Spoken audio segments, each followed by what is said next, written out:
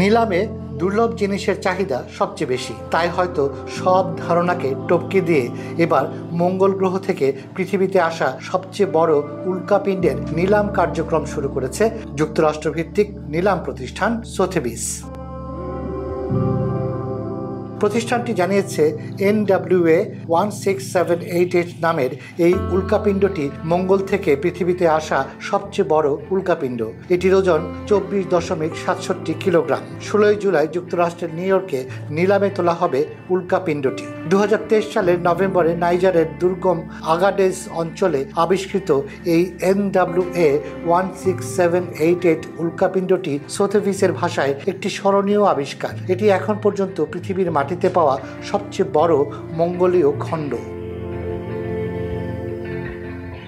নিলাম কার্যক্রম শুরুর আগেই উল্কাপিণ্ডটি নিয়ে বেশ আলোড়ন তৈরি হয়েছে। নিলামে এর দাম 40 লাখ মার্কিন ডলার বা 48 কোটি 80 লাখ টাকা পর্যন্ত উঠতে পারে বলে আশা করছে নিলাম প্রতিষ্ঠান সোথেবিস। সোথেবিসের তথ্য মতে মঙ্গল থেকে আসা উল্কাপিণ্ডটি মূলত লালচে বাদামি শিলাপাথর। পৃথিবীর বায়ুমণ্ডলে প্রবেশের সময় ঘর্ষণজনিত উত্তাপের ফলে সৃষ্ট খাদ রয়েছে উল্কাপিণ্ডটিতে।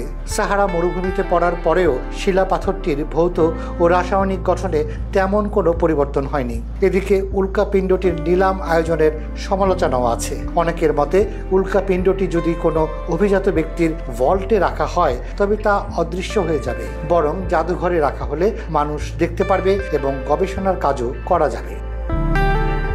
রুমি নোমান, খবর সংযোগ।